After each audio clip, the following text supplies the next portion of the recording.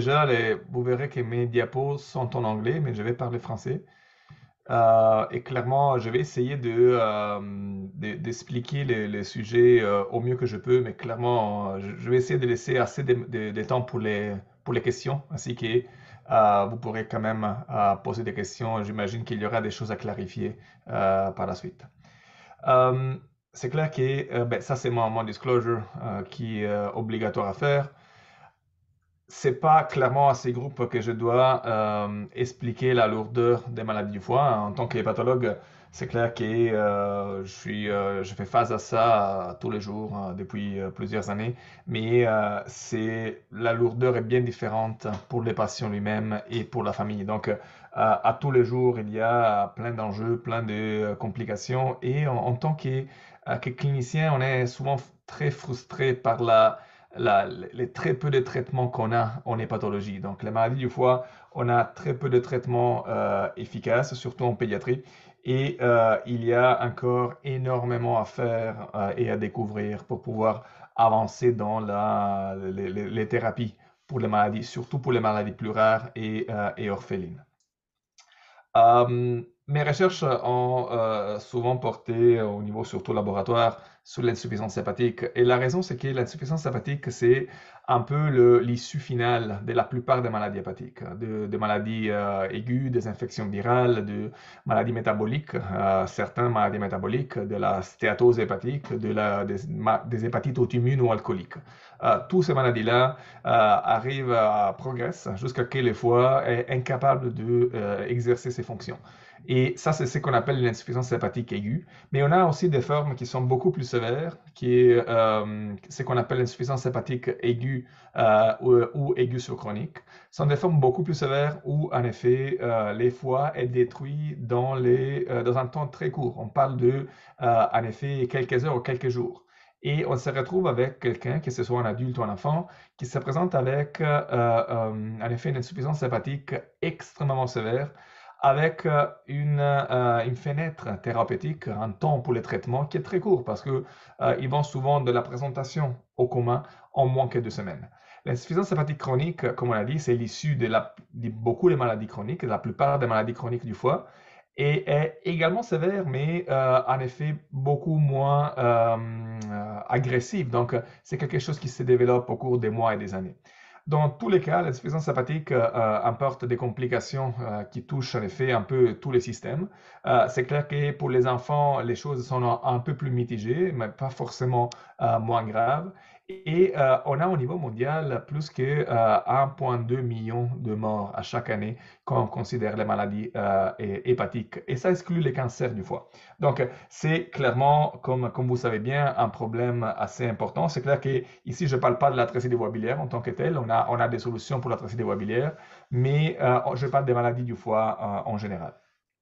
On a un traitement qui fonctionne et pour les gens qui connaissent un peu plus à propos de la trachédie biliaire, la transplantation hépatique est assez efficace. Donc, on est devenu assez bon au cours des années et on fait plus que 8 000 transplantations par année quand on regarde les États-Unis.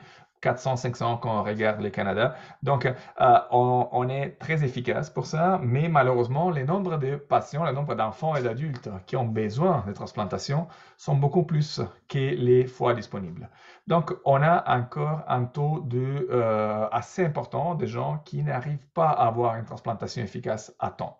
Et à nouveau, je spécifie toujours, ce n'est pas le cas de la trachédie biliaire ou des enfants avec la trachédie biliaire, mais on a parlé d'insuffisance hépatique aiguë ou aiguë sous-chronique, où on a besoin d'un foie très vite, dans l'espace de quelques jours. Dans ces cas-là, les taux de mortalité est très élevé parce qu'on n'a pas assez de donneurs, on n'a pas assez de foie disponibles. Et ce qui est très frustrant pour nous, c'est le fait que on sait que les foies est très efficace à régénérer. Donc, les foies est l'organe le plus efficace dans le corps à se soigner par lui-même. Donc, va remplacer les cellules qui sont mortes et va les remplacer par des cellules saines et bien fonctionnelles. Les problèmes avec ça, c'est que le processus est rapide, mais pas très rapide. Donc, en effet, le corps va mourir avant que les foies aient le temps de régénérer et de se sauver. Mais on sait que jusqu'à 80% des transplantations qu'on fait pour l'insuffisance hépatique aiguë pourraient être évitées si on était capable de remplacer les fonctions hépatiques pour le temps nécessaire au foie de se soigner, donc de régénérer. Donc, si les foies étaient capables de régénérer assez vite, et donc si nous, on était capable de remplacer ces fonctions et donner au corps un peu de temps pour que les foies régénèrent, les patients pourraient régénérer et retourner à une vie normale sans besoin de transplantation. Le problème, c'est que pour le moment, on n'a pas de solution. Et c'est sur ça que nous, on s'est concentré. Les problèmes pour nous en pédiatrie touchent pas seulement l'insuffisance hépatique aiguë ou aiguë chronique ou chronique, mais aussi les maladies métaboliques, les maladies rares. Parce que chacune est très rare, mais tout ensemble, en effet, représentent un problème assez important. Et dans beaucoup de ces maladies rares, on a en effet un gène, une mutation qui cause une déficience, souvent un enzyme ou une fonction qui manque. Et dans ces cas-là, on se retrouve avec des conséquences extrêmement importantes pour l'enfant qui nécessitent des thérapies souvent suboptimales et qui nécessitent des diètes, de changements des habitudes de vie. Ici, dans la photo, vous voyez un enfant avec un Crigler-Najjar, donc une maladie qui oblige à avoir une photothérapie toutes les nuits. Donc, l'enfant doit dormir sur un lit avec photothérapie, même au-delà de la vie des bébés, donc pendant toute sa vie et chaque nuit. Donc, ça, c'est un exemple, mais il y a plein de maladies du foie qui sont métaboliques, causées par une déficience métabolique, en effet. Et certaines de ces maladies se présentent surtout au niveau du foie, certains au niveau du foie et des autres organes. Ce qui est, encore une fois, assez frustrant pour nous, c'est que dans beaucoup de ces maladies-là, tout ce qui est en jaune ici, on a un foie qui est normal. Donc, le foie est parfaitement normal. Toutes les fonctions sont là, sauf une fonction, la fonction manquante. Et les problèmes viennent de cette fonction manquante. Qu'est-ce qu'on fait, nous? On progresse, on procède avec la transplantation hépatique. Donc, on va remplacer un foie qui est normal, sauf une fonction, parce qu'on n'est pas capable de remplacer la fonction manquante, parce qu'on n'a aucune manière de le faire à date. Et donc, tout ça, clairement, nous amène à chercher des solutions alternatives parce que, au lieu de remplacer un foie entier, on pourrait remplacer les fonctions manquantes. Donc, dans le cas de l'insuffisance hépatique aiguë, on pourrait simplement soutenir les fonctions pour un temps limité, le temps que les foies régénèrent. Pour les maladies métaboliques, on pourrait remplacer la fonction qui est déficitaire. Le problème, c'est que on pourrait ainsi éviter la transplantation hépatique. Et donc, on pourrait soigner tous les patients en attente et pas seulement une partie de ces patients. Pour faire ça, il y a une approche qui a été développée il y a plus que 20 ans maintenant et on appelle la thérapie cellulaire. Donc, aller donner aux patients seulement une partie du foie et donc une partie des cellules qui composent le foie. Le foie est digéré et à partir du foie, on obtient les hépatocytes, donc les cellules du foie, et on donne un certain nombre de ces cellules à un autre patient. Ça permet d'avoir clairement, de faire plusieurs donneurs à partir d'un seul foie et donc de remplacer les fonctions sans faire une chirurgie majeure. Il y a plein d'avantages, clairement, au moins en théorie. Donc, on peut obtenir les cellules et quand on les injecte, on va remplacer seulement une partie, donc 5 à 10% de la masse du foie. Donc, à nouveau, à partir d'un donneur, on peut faire plusieurs receveurs. Et surtout, c'est une procédure qui est très peu invasive parce qu'en principe, on injecte tout ça dans la veine du foie, dans la veine porte, et on n'a pas besoin de faire une grosse chirurgie avec tous les risques et les complications qui peuvent aller avec. Est-ce que ça fonctionne cette approche? Ça fait 20 ans, mais la plupart d'entre vous, j'imagine, n'ont jamais entendu parler de ça. Pourquoi? Parce que ça ne fonctionne pas bien, dans le sens que le concept est fascinant, le concept est extrêmement théoriquement exceptionnel. Le problème, c'est que quand on regarde les données, l'efficacité est moindre. Ici, vous voyez plusieurs maladies, donc à nouveau, je vais essayer de ne pas rentrer dans les détails scientifiques, mais dans chacune de ces maladies, on a un déficit enzymatique différent.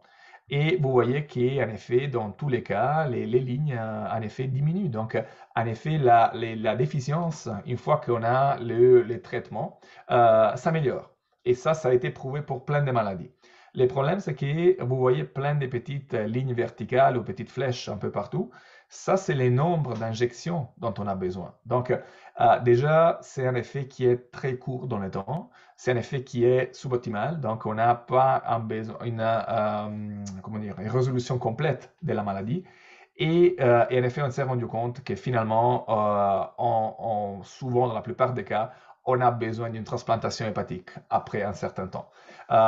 Pourquoi? Parce que le corps, en effet, n'accepte pas ces cellules-là. Donc, c'est comme une transplantation. Donc, on a besoin d'une immunosuppression. On a un rejet à combattre. On a une qualité des cellules qui est très variable. Donc, on ne sait jamais la qualité des cellules qu'on va obtenir à partir des fois. Et en effet, l'effet est très limité. Aussi, on a deux autres problèmes. Le premier, c'est que les cellules du foie, les hépatocytes, ne se congèlent pas bien. Donc, on se retrouve à avoir les mêmes problèmes qu'on a avec la transplantation. On a besoin d'avoir un donneur et un receveur présents au même moment. Donc, on a un problème logistique. On ne peut pas mettre tout ça dans un congélateur et les sortir quand les patients ont besoin. On a besoin d'avoir les deux, donneur et receveur. Et à nouveau, on a parlé il y a quelques minutes de la pénurie qu'on a d'organes. Donc, on n'a pas assez d'organes pour la transplantation. Et donc, on n'a pas assez d'organes pour la transplantation cellulaire, pour la thérapie cellulaire. Encore moins parce que les organes qui vont en thérapie cellulaire sont souvent des organes de moindre qualité. Donc, à la fin, ce n'est pas une solution. Comment dire, le rationnel est absolument là, mais on n'a pas encore trouvé la solution. Et c'est la raison pour laquelle on ne le fait pas encore en clinique. Moi, j'ai participé et j'ai traité plusieurs patients avec ces thérapies-là dans le passé, mais à Saint-Justine, par exemple, au Québec, on ne l'a pas importé, on ne l'a pas développé parce que les effets sont vraiment pas suffisants pour justifier l'approche. Mais les problèmes, sont les cellules. Les problèmes, c'est la qualité des cellules, c'est l'origine des cellules. Et donc, on a besoin d'avoir des cellules qui dérivent d'une autre source. Donc, comment on peut avoir des hépatocytes? On peut les générer à partir des cellules souches. Donc, au lieu qu'avoir un foie, un donneur, on peut générer nous-mêmes les cellules du foie. Et c'est là qu'est, en effet, ma recherche, celle de plein d'autres groupes dans le monde, est orientée. Les concepts que les cellules souches dans les foies sont en effet capables de le faire régénérer remontent même à la mythologie. Ça, c'est le mythe de Prométhée où, vous savez, vous vous rappelez probablement, Prométhée avait volé les feux aux dieux pour les donner aux hommes. Et en effet, la punition était qu'il se retrouvait avec une aigle qui mangeait son foie et à chaque jour, son foie régénérait. Et ça, c'était une chose qui était connue au temps de la Grèce antique. Donc, c'est connu depuis des milliers d'années, en effet, que le foie est capable de régénérer. Et cette régénération vient, en effet, en sorte de cellules souches, donc de cellules capables de reproduire et des nouvelles cellules.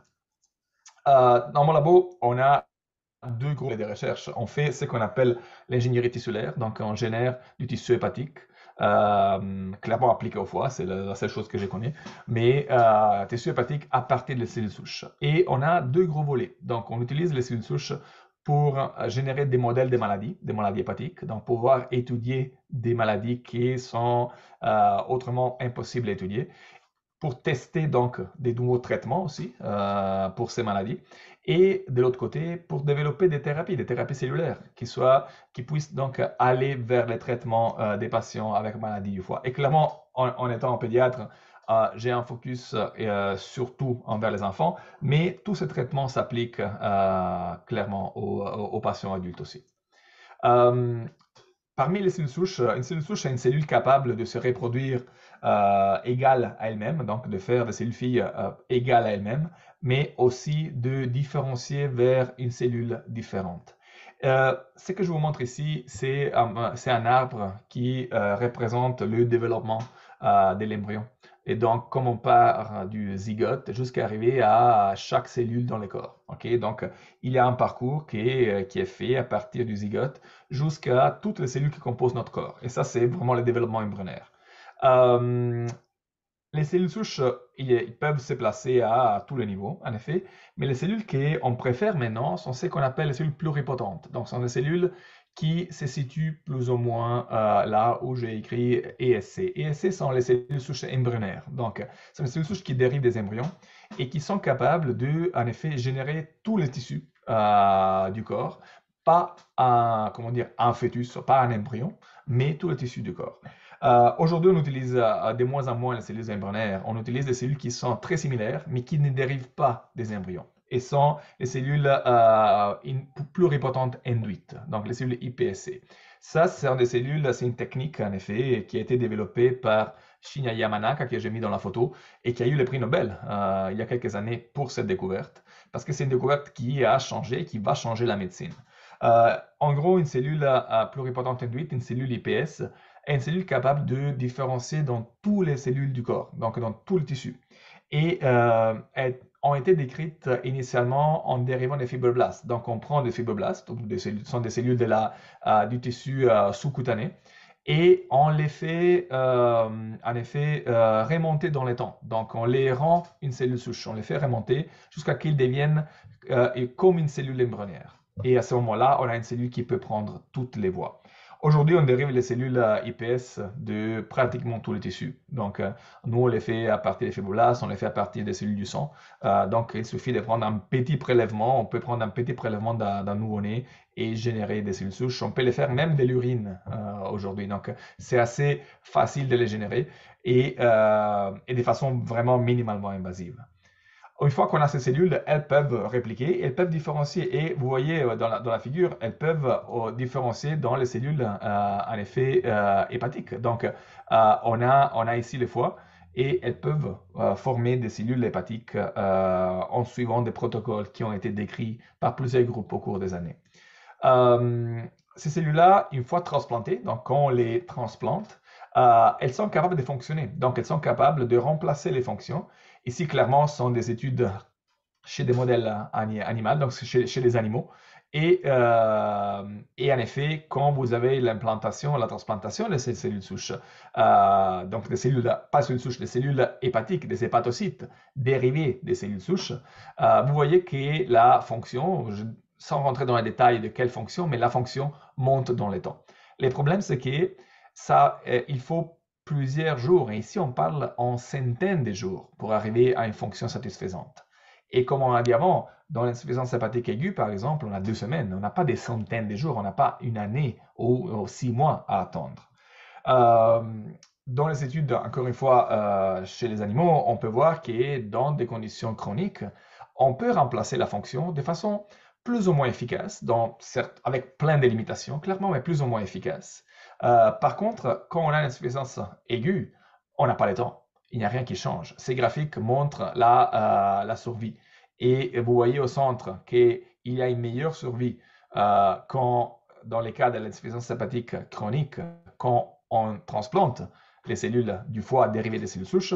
Par contre, il n'y a aucune différence dans l'insuffisance hépatique aiguë. Pourquoi? Parce que c'est un processus qui est très lent. Donc, et le problème, c'est que ces cellules-là ne sont pas assez matures, donc n'ont pas les fonctions nécessaires pour remplacer les fonctions du foie, sont encore trop, en effet, pas assez différenciées, pas assez matures pour pouvoir remplacer les fonctions du foie. Et donc, en effet, les hépatocytes dérivés des cellules souches, avec tous les protocoles qui ont été décrits, peuvent être générés au laboratoire de façon efficace, mais ne sont pas assez matures pour remplacer les fonctions, surtout dans des cas d'insuffisance hépatique aiguë. Nous, ce qu'on a fait au laboratoire au tout début, c'était vraiment de remettre ça en question. Donc, on a dit, OK, tous les protocoles décrits ne nous permettent pas d'avoir des cellules du foie assez matures en partant des cellules souches. Donc, qu'est-ce qu'on fait? Allons redésigner un protocole. Donc, allons réécrire un peu cet processus pour pouvoir aller de la cellule souche, donc de la cellule IPS, jusqu'à la cellule du foie, jusqu'à la cellule mature. Et en effet, ici, vous voyez le développement du foie. Donc, c'est un petit schéma qui montre le développement du foie et ce qui se passe dans les foies au cours, en effet, des premières semaines de vie. C'est ça que nous, on a reproduit dans nos plaques de culture. Donc, on est capable de reproduire ce processus et d'aller de la cellule souche jusqu'à l'hépatocyte, donc jusqu'à la cellule hépatique. Notre protocole est clairement a été construit sur ce qui est connu en nature, en effet, et avec des nouveaux procédés, avec des nouveaux passages qui nous ont permis d'avoir des cellules de meilleure qualité. Alors, ne vous effrayez pas, je ne vais vraiment pas rentrer dans les détails ici, je ne vais pas rentrer dans la technicalité des choses. Les graphiques sont simplement pour vous montrer un peu l'aspect des cellules là-haut. Donc, vous voyez, les bleus sont les noyaux des cellules et la partie colorée, c'est en effet la cellule elle-même avec des marqueurs des cellules hépatiques. Donc, elles deviennent des hépatocytes.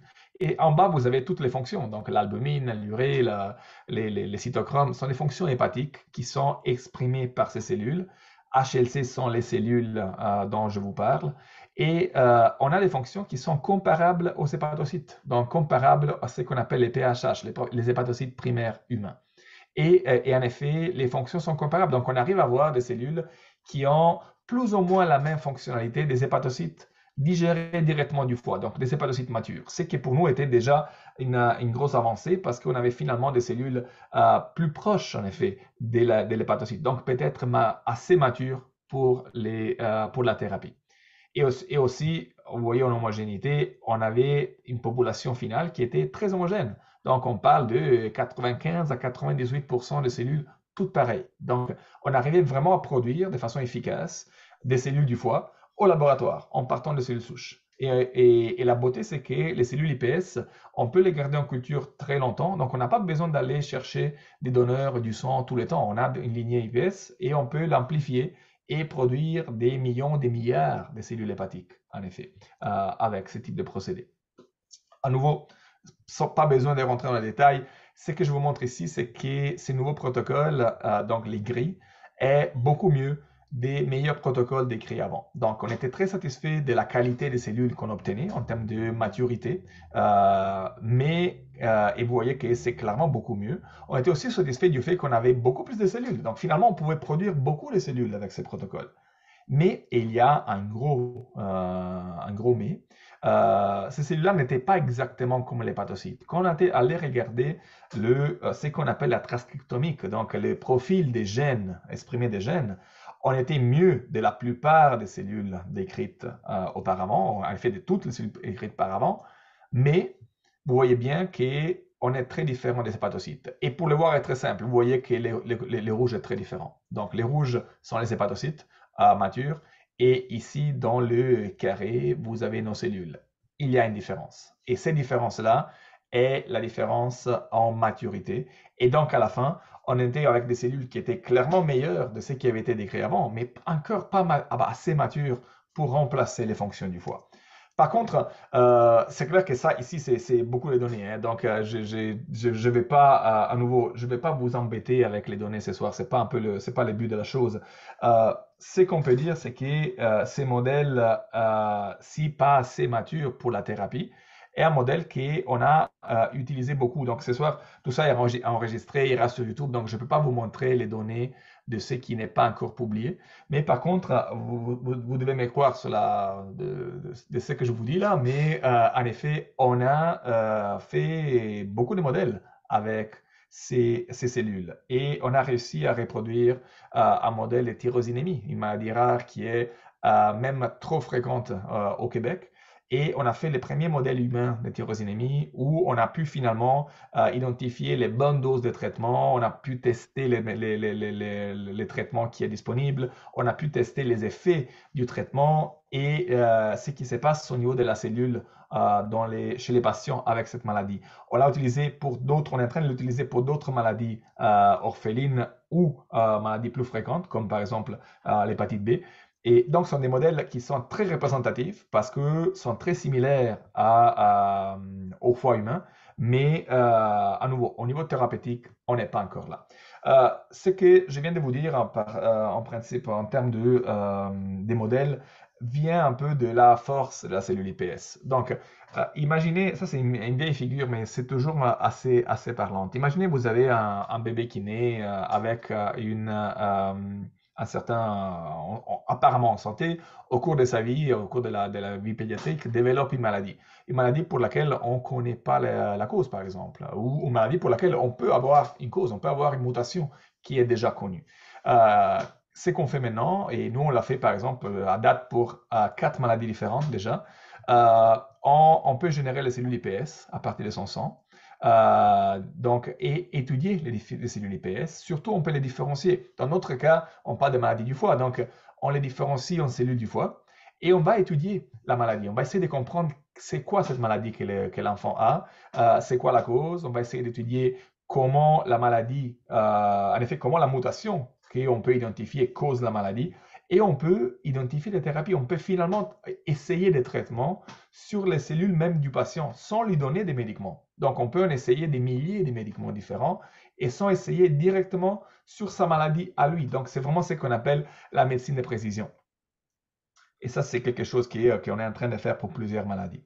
Euh, Aussi, ce qu'on fait, c'est l'édition génomique. L'édition génomique s'applique beaucoup aux cellules iPS, aux cellules souches. Pourquoi? Parce que, en effet, pour des maladies pour lesquelles on connaît la mutation, on peut aller induire la mutation. Donc, on peut prendre les cellules saines, les cellules souches saines, on peut aller induire la mutation qu'on veut étudier et aller regarder les effets de cette mutation. Aussi, on peut aller prendre les cellules du patient, aller corriger la mutation spécifique qu'on a trouvée chez les patients et créer des cellules en théorie saines.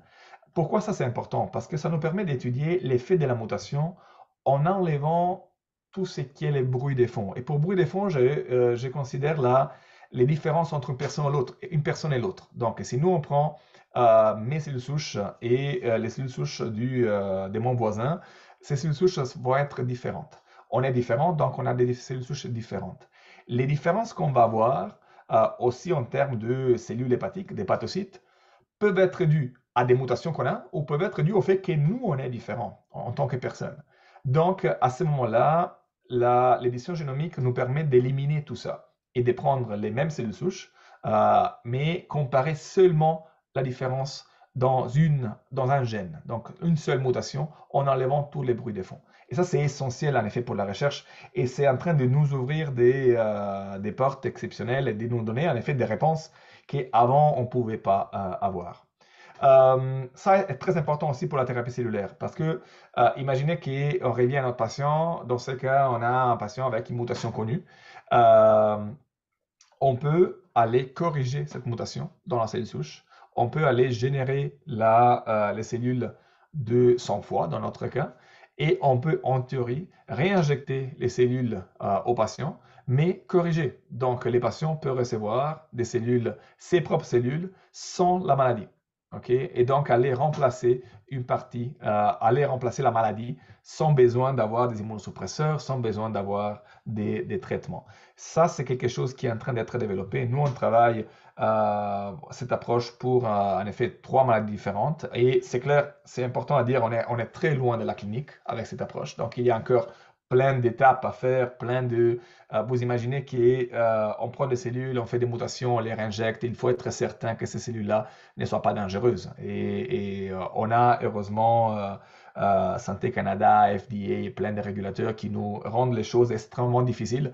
Et ça, c'est pour le bien parce que on doit être sûr qu'on n'est pas en train de causer un cancer chez les patients, on n'est pas en train de causer des problèmes dans 20 ans chez ces patients-là. Donc, il y a plein d'obstacles à supérer et en effet, tous les chercheurs sont bien contents d'avoir ces obstacles parce que ça nous permet vraiment, en effet, le but principal de développer une thérapie, c'est avoir quelque chose de sécuritaire. Avant que ce soit efficace, il faut que ce soit sécuritaire. Les problèmes, je vous ai dit, avec les cellules souches, les hépatocytes dérivés des cellules souches, même avec notre protocole, est qu'ils ne sont pas assez matures. Donc, on va remplacer les fonctions du foie ou on va modéliser une maladie. On a toujours le problème qu'ils ne sont pas exactement comme les cellules dans les foies du patient ou de la personne. Et c'est un peu le contraste qu'on a entre les deux, en effet, entre les 2D et les 3D. Les cellules que nous, on met en culture, au laboratoire sont des cellules en 2 dimensions. On fait une seule couche de cellules dans une plaque de culture. Mais les foies, c'est un organe tridimensionnel. Donc, il y a plein d'autres types cellulaires, il y a une structure 3D, il y a des forces entre les cellules, en effet, les cellules se parlent l'une avec l'autre. Donc, les hépatocytes parlent avec les autres hépatocytes, parlent avec les cellules biliaires, avec les cellules endothéliales, les vaisseaux, les sangs, plein d'interactions. Et tout ça dans un modèle en 2 dimensions ne peut pas être recréé. Et donc, nous, comme d'autres, on est depuis quelques années passé au 3D. Donc, pour supérer cette limitation, on s'est un peu lancé dans les organoïdes, comme on appelle. Donc, créer des mini-foies, dans notre cas, c'est du foie, clairement, créer des mini-foies au laboratoire en partant de la cellule souche, de la cellule IPS, et en générant à partir de cette cellule IPS tous les types cellulaires qui composent les foies, donc qui composent les micro-environnements du foie. Ici, dans la petite figure, vous voyez ce qui arrive déjà en 72 heures. Les cellules, les différents types cellulaires vont s'agréger et vont former un tout petit foie. On parle de quelque chose qui est normalement moins qu'un millimètre. On les a fait même de 2 millimètres, mais normalement on les garde à 500 microns, donc un demi-millimètre en diamètre. Pourquoi? Parce que sont dans une plaque de culture, donc elles ne sont pas vascularisées, et donc on doit les garder bien nourries. Mais c'est une taille qui nous permet de les étudier et d'aller regarder qu'est-ce qui se passe. Ça, c'est un exemple. Ça, c'est par exemple un très gros où les centres souffrent à cause de ça parce que les nutriments ne seront pas au centre. Mais quand on va regarder au microscope, dans cette structure-là, on trouve tout ce qu'on trouve dans les foies. Donc, on trouve des canaux biliaires, par exemple. Et dans l'organoïde, on n'a pas mis des cellules biliaires. On a mis des progéniteurs, donc des cellules souches. Et ces cellules-là, à l'intérieur de cet organoïde, vont se différencier en canaux biliaires exactement comme elles arrivent dans l'embryon et dans le fœtus. Donc, il y a toute une organisation qui s'est faite pour créer un mini-foie avec toutes les structures. Et ça, c'est un modèle exceptionnel parce que on peut recréer des foies humains et les étudier dans 1000 conditions. Donc, on peut les causer des maladies, on peut euh, tester des milliers de médicaments sans besoin d'aller faire prendre des risques aux patients et sans besoin d'utiliser des animaux. Donc, ça nous permet finalement de faire une recherche qui est aussi plus acceptable pour nous en tant que chercheurs. Ici, sur la droite, vous voyez une reconstruction 3D. Donc, ça, c'est une image 3D qu'on prend de l'organoïde. Et vous voyez, tous les petits canaux jaunes sont les canaux biliaires, en effet, qui se forment à l'intérieur de l'organoïde. On a vraiment une structure qui est très similaire à celle du foie. Des images similaires comme ça, je les avais montrées à notre pathologiste sans dire qu'est-ce que c'était. Et donc, je dis, est-ce que tu peux me regarder cette lame et dis-moi qu'est-ce que tu vois? Et la pathologiste m'a dit, écoute, mais ton patient a un foie qui est très malade. Et là, moi, j'étais très content parce qu'elle avait reconnu que c'était du foie. Donc, pour moi, c'était déjà un gros succès. C'est clair qu'on n'est pas encore à générer du tissu hépatique parfaitement pareil à ce qu'on a dans le foie, mais ça avance vite. Il y a d'autres groupes, clairement, qui travaillent sur ça. Et ça, c'est par exemple un groupe au Japon qui a fait des organoïdes similaires, les a implantés dans les animaux et a montré, vous les voyez ici au centre, a montré comment les vaisseaux de l'animal vont s'intégrer avec l'organoïde humain et on a toute une vascularisation qui se forme. Donc, ce sont des organoïdes qui peuvent se vasculariser, qui peuvent grandir un tout petit peu aussi à l'intérieur du corps, mais les leurs, comme les nôtres, quand ils sont si gros et créés de cette façon, ont un problème de maturité. Donc, sont matures, sont plus matures que la cellule en 2 dimensions, mais encore pas matures assez pour aller traiter l'insuffisance hépatique aiguë, où on a besoin de quelque chose qui soit mature comme un foie. Donc, on a besoin de quelque chose qui soit comme un foie adulte. Et ça, c'est ce qu'on a développé depuis 2016. En effet, comment appliquer les organoïdes. Les gros organoïdes, on les utilise pour étudier les maladies. Donc, on est en train d'étudier le syndrome d'Alagille, on est en train d'étudier plusieurs formes de cirrhose congénitale, on est en train d'étudier plusieurs formes de fibrose, encore à nouveau l'hépatite B. Toutes des maladies, on peut étudier la fibrose, on peut étudier l'inflammation, la régénération du foie. Tout ça, on est en train de le faire dans les organoïdes que j'ai bien de vous montrer. Par contre, ici, on a pris une approche différente pour les traitements parce que, à nouveau, ces organoïdes-là ne sont pas assez matures. Donc, qu'est-ce qu'on a fait? On a fait un système où on garde la dimension des organoïdes très petite pour maximiser leur maturité et on a développé des biomatériaux capables de recréer les conditions physiques du foie aussi parce que le foie a une certaine stiffness, a une certaine rigidité aussi et une certaine interaction entre les différents tissus. Donc, tout ça, on l'a recréé et on a fait un implant qu'on appelle l'encapsulé de liver tissue, donc un tissu hépatique encapsulé. Et la beauté de ce système, c'est que ça permet aux cellules, aux hépatocytes, de maturer. Donc, les biomatériaux gardent les cellules à l'intérieur et les organoïdes vivant très longtemps. Donc, à différence des autres organoïdes que je vous ai montrés qui ont en effet 1-2 semaines de vie réelle, ici on parle de 3 à 4 mois de survie au laboratoire. On parle d'une maturation complète. Donc, dans ce système, les hépatocytes deviennent complètement matures. Donc, matures comme les hépatocytes d'un foie adulte en santé. Le biomatériau, en plus, on l'a fait de manière qu'il laisse rentrer l'oxygène, il laisse rentrer les nutriments, il laisse rentrer les toxines aussi qui doivent être métabolisées par les foies dans ses fonctions habituelles. Et il laisse sortir les protéines que normalement les foies produisent, comme l'albumine par exemple. Par contre, il fonctionne des barrières. Donc, barrières contre les immunoglobulines, barrières contre les anticorps, barrières contre les cellules du système immunitaire. Pourquoi c'est important? Parce que on est en train de générer un implant, donc un traitement, et on ne veut pas que les systèmes immunitaires du receveur, donc du patient, puissent attaquer nos organoïdes. Parce qu'ici, à nouveau, on a besoin d'un produit qui soit efficace tout de suite. On ne peut pas se permettre d'attendre que les patients arrivent avec une insuffisance hépatique aiguë et générer ces cellules souches et se mettre à faire tous les processus. Ça va prendre 3 mois pour arriver au produit final et il faut le faire patient par patient, ce qui est impossible à faire. Impossible pour les coûts, impossible pour le temps. Les patients vont être en effet décédés avant qu'on puisse avoir un produit efficace. Donc, on doit avoir quelque chose qui est déjà prêt. Quand les patients arrivent, on doit simplement l'implanter. Et clairement, par définition, les cellules vont être différentes, donc vont être d'une origine différente. Donc, il y aurait du rejet. Mais grâce à notre système d'encapsulation, donc notre biomatériau, les systèmes immunitaires du patient ne voient pas les organoïdes, donc ne voient pas les cellules qu'on met dedans. Donc, il n'y a pas de rejet. Donc, on n'a pas besoin d'immunosuppression. Aussi, on n'a aucun risque de tumeur ou d'autres complications parce que tous les organoïdes qui sont dans les biomatériaux ne peuvent pas sortir. Donc, il n'y a rien qui peut aller diffuser dans les corps.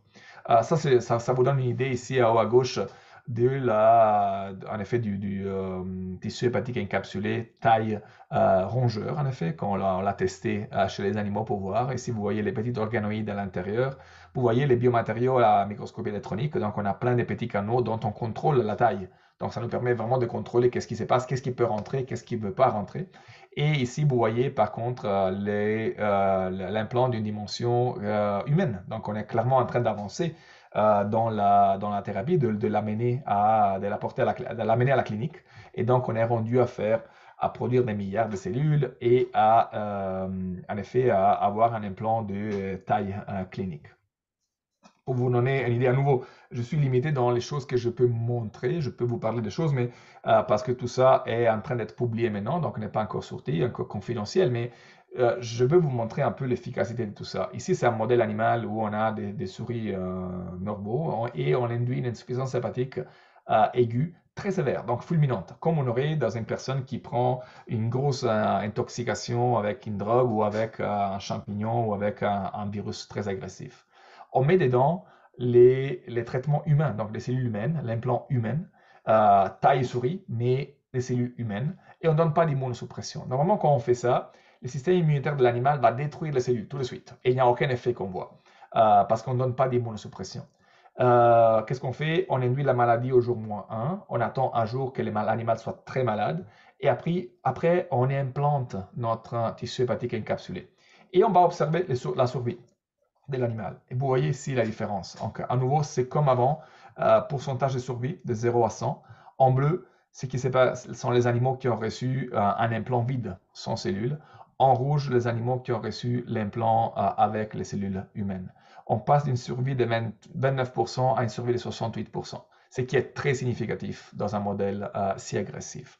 Ce qui est très intéressant, et pour moi aussi peut-être même plus intéressant, c'est qu'après 5 semaines, en principe, de ce qu'on a dit au tout début, les foies à régénérer. Donc, les foies capables de régénérer. Donc, qu'est-ce qu'on fait? On va explanter. Donc, on va retirer notre tissu hépatique encapsulé et regarder qu'est-ce qui se passe. Et là, vous voyez, on les retire et tous les animaux restent vivants pour 2 mois encore. Donc, on ne les a pas simplement traités, on les a soignés complètement. Donc, après, on les retire et l'animal est en santé, a une fonction hépatique normale, sans rien qui reste. Donc, c'est son foie qui a régénéré.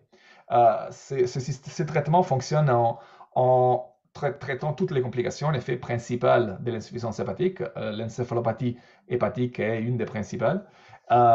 Et en effet, ça fonctionne très bien dans les traitements. Et donc, garde les sujets, je vais pas les sujets parce que ce sont des souris encore, mais, ou des gros, maintenant on est rendu aux gros animaux, donc on est rendu aux cochons.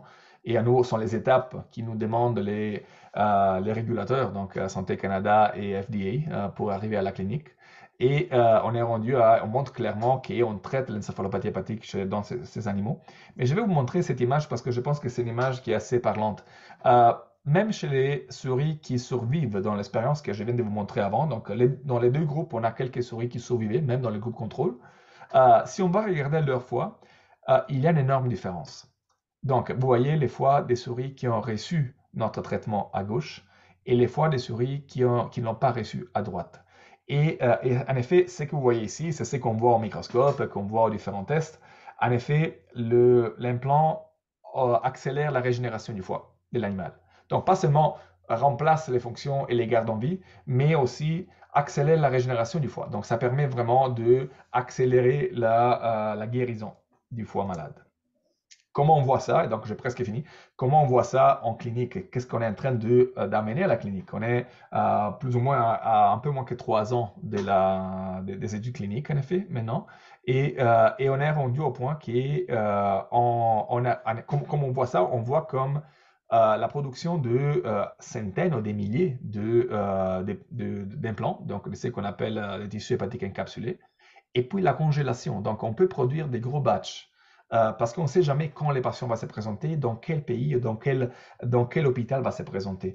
Euh, Vous avez un patient, que ce soit un enfant, un adulte ou peu importe, qui se présente avec une insuffisance hépatique aiguë partout dans le monde.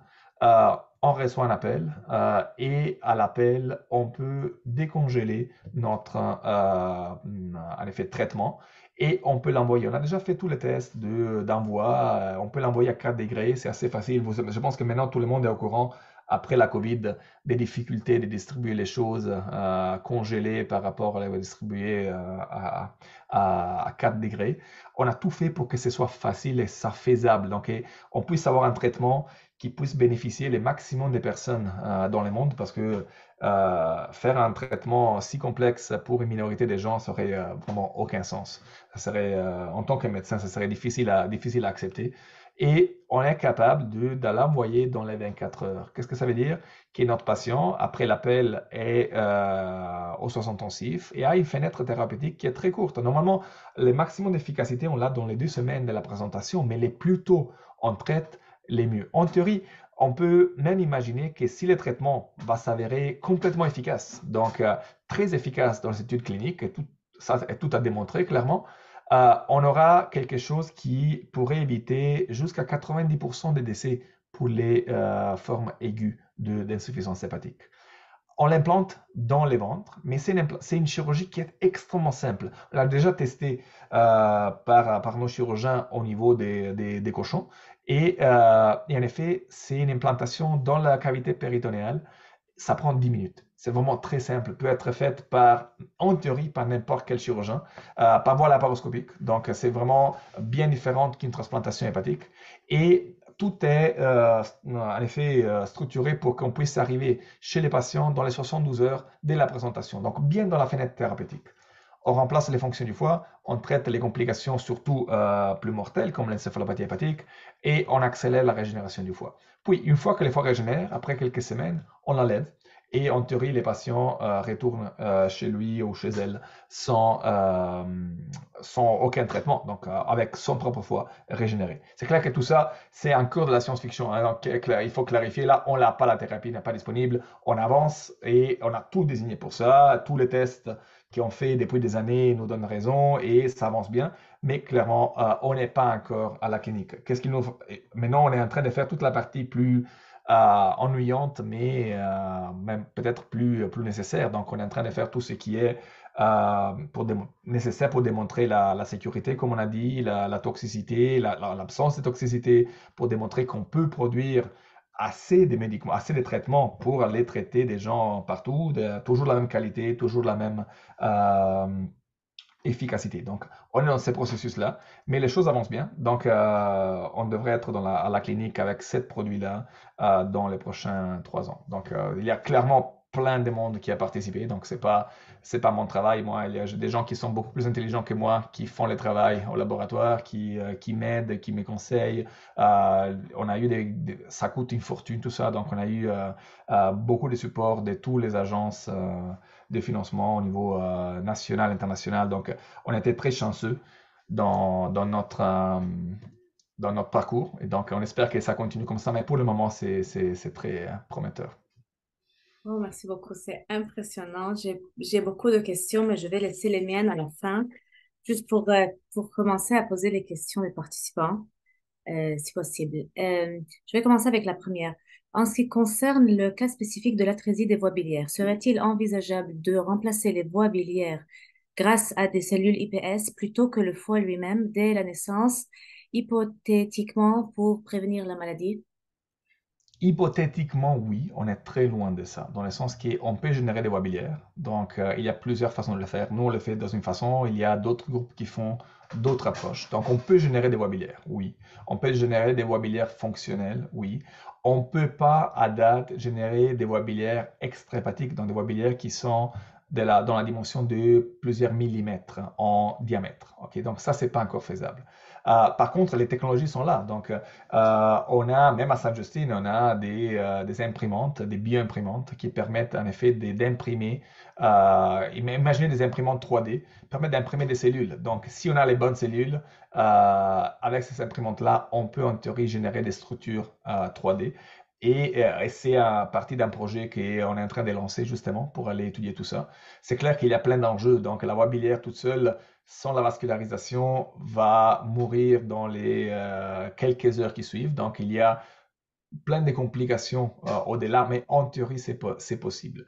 Dans la tracée des voies biliaires, l'enjeu, c'est aussi de comprendre quel est le mécanisme derrière. On ne connaît pas encore le mécanisme de la tracée des voies biliaires, donc on ne sait pas à quel moment on peut agir, mais est-ce que, en théorie, dans quelques années ou dans des années, ce sera possible d'imprimer des voies biliaires pour remplacer une voie biliaire malade?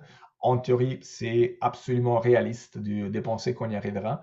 Dans la tracée de voie biliaire, il faut voir jusqu'à où la maladie est rendue dans les foies, dans les parenchymes, parce que la maladie remonte dans les toutes petites voies biliaires. Dans ces cas-là, c'est plus difficile de penser d'aller les remplacer chirurgicalement. Et donc, il faut trouver plutôt, comprendre les mécanismes pour l'arrêter et les renverser au niveau moléculaire. Et on n'est pas encore là.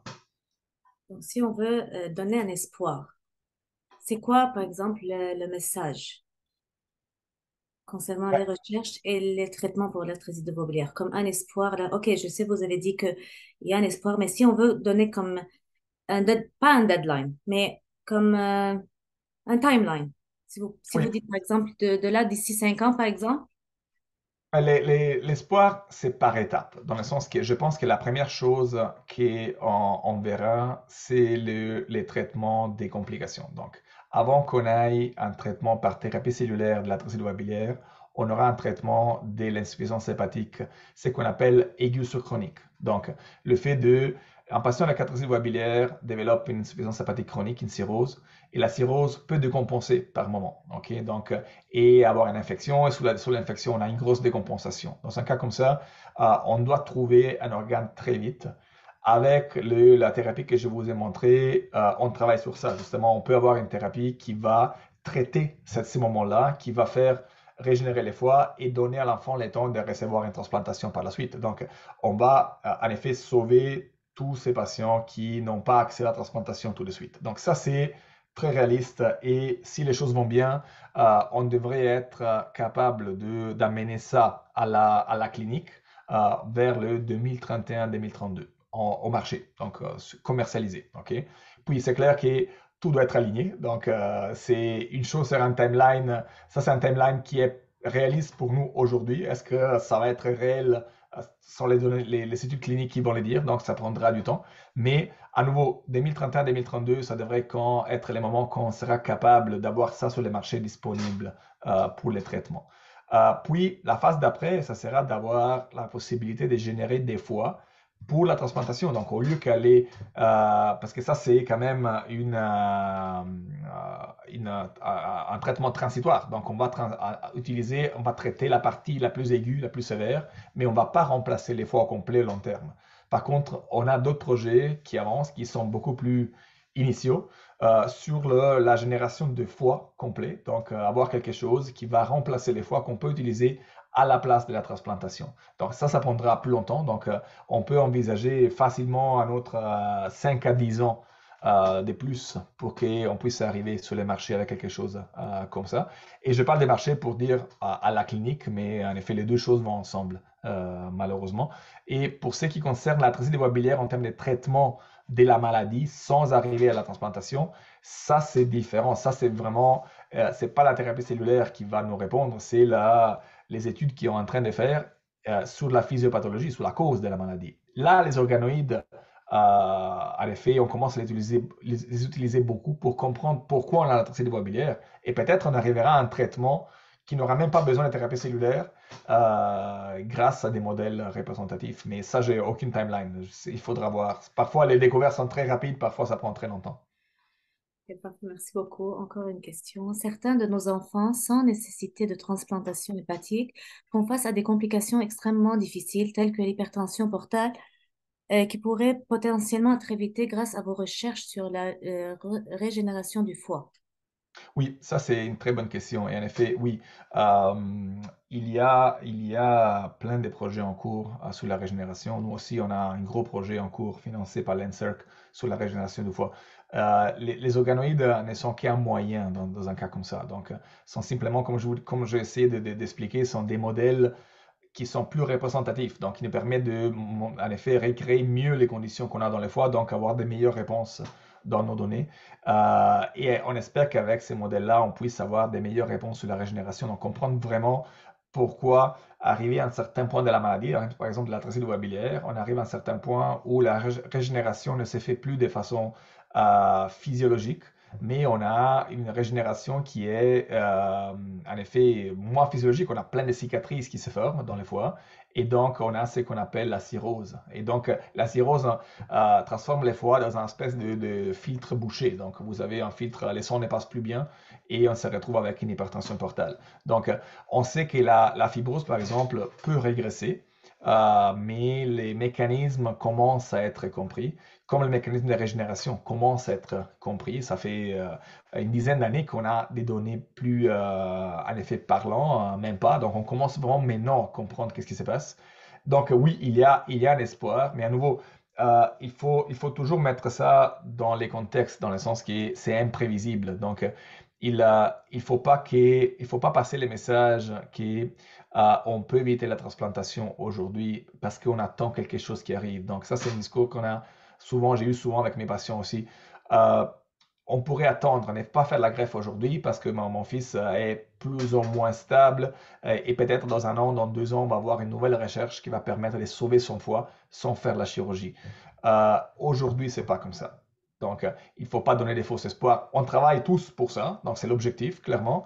Mais aujourd'hui, c'est pas comme ça. Et il faut malheureusement nous faire confiance quand on vous dit qu'il faut aller en greffe, il faut aller en greffe. Et nous, on le fait sans aucun plaisir, aucune volonté. C'est le dernier recours pour nous. Mais il faut vraiment éviter. J'ai eu des histoires où il y avait une certaine réticence par rapport à la transplantation. Mais aujourd'hui, c'est la meilleure espoir qu'on a, les meilleurs traitements. C'est efficace, ça fonctionne bien. C'est relativement sécuritaire par rapport à il y a 10 ans. Et donc, il faut pas donner des faux espoirs. On travaille pour ça, mais on n'est pas encore là. Donc, jusqu'à présent, c'est la greffe qui est la solution idéale. Euh, vous avez juste mentionné quelque chose à propos Ok, vous avez dit la recherche avait montré que ça prend à peu près 100 à 200 jours pour que les hépatocytes commencent à mûrir, être plus matures. Et vous avez fait ça en un délai plus court, Oui, comme vous avez fait oui, ça en dans effet. votre laboratoire.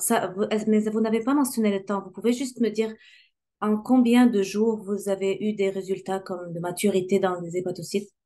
C'est ça. Alors, ce que je vous ai montré, c'était après transplantation. Donc, les graphiques que je vous montrais, c'était après transplantation. Donc, on transplante les hépatocytes et on voit un effet après 200-300 jours. Mm. Par contre, les tissus hépatiques encapsulés que je vous ai montrés, on l'implante et on a une fonction après 2 heures. Donc, c'est 2 heures versus 200-300 jours. Ça, c'est la vitesse de fonction qu'on voit après transplantation. Par contre, la maturation s'est fait au laboratoire avant. Donc, c'est un processus d'un mois qui est fait avant au laboratoire et Ok. qui permet d'arriver à la cellule mature. C'est pour ça que je vous disais, il faut le congeler, il faut l'avoir prêt une fois qu'il est mature, parce qu'on n'a pas un mois à attendre pour un patient qui arrive à l'urgence.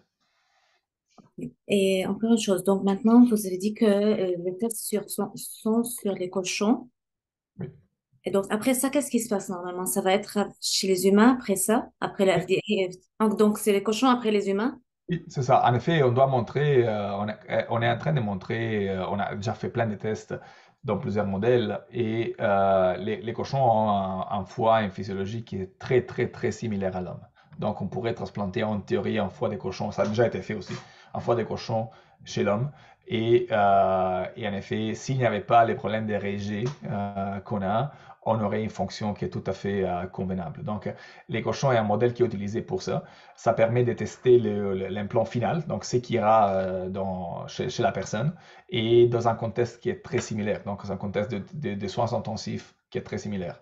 Après ça, une fois qu'on a toutes les données de sécurité, d'efficacité, de toxicité, tout ça, on va voir les régulateurs, donc FDA, Santé Canada, et on va demander l'autorisation pour faire une étude clinique. Les premières études cliniques, c'est une étude de sécurité. Donc, on va en effet traiter très peu de patients et ça commence toujours avec des patients adultes, ça s'est fait jamais sur les enfants pour des maladies qui sont adultes et enfants. Et en effet, on va montrer que c'est pas dangereux, le traitement n'est pas dangereux. Puis après, il y a une étude de phase 2 qui va montrer que le traitement est efficace et donc ça vaut la peine de le faire. Et puis, il y a l'étude de phase 3 qui est un peu plus large, qui permet en effet de démontrer l'efficacité comparée souvent à un autre traitement. Dans notre cas, le seul traitement, c'est la greffe. Donc, souvent, il y a la manière d'avoir une approbation plus précoce. Vous avez vu avec les vaccins, ça peut aller assez vite. Dans ce type d'études-là, c'est pas si vite que ça. Donc, on ne pourra pas faire ça en 6 mois, mais c'est pas très long. La partie préclinique, comme on l'appelle, est plus longue que la partie clinique elle-même.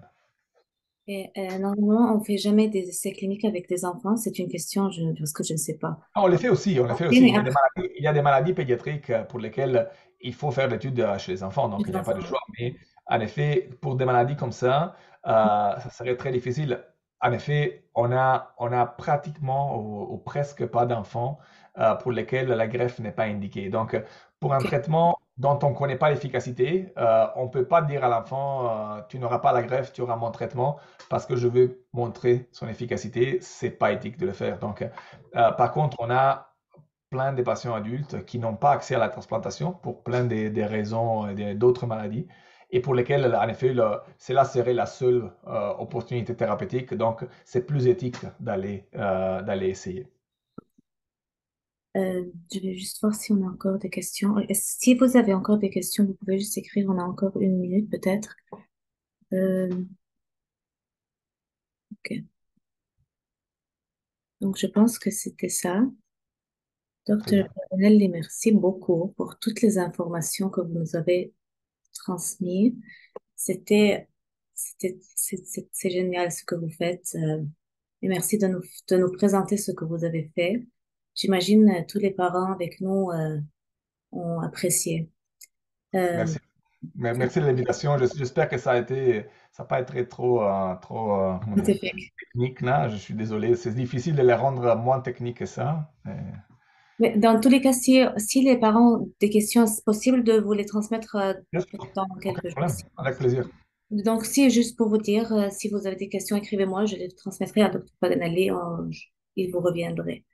Avec Donc, plaisir. vraiment, je vous souhaite une excellente soirée. Merci beaucoup, tout le monde pour être ici et merci, Dr. Paganelli. Merci. Bonne soirée. Vous aussi, bye bye.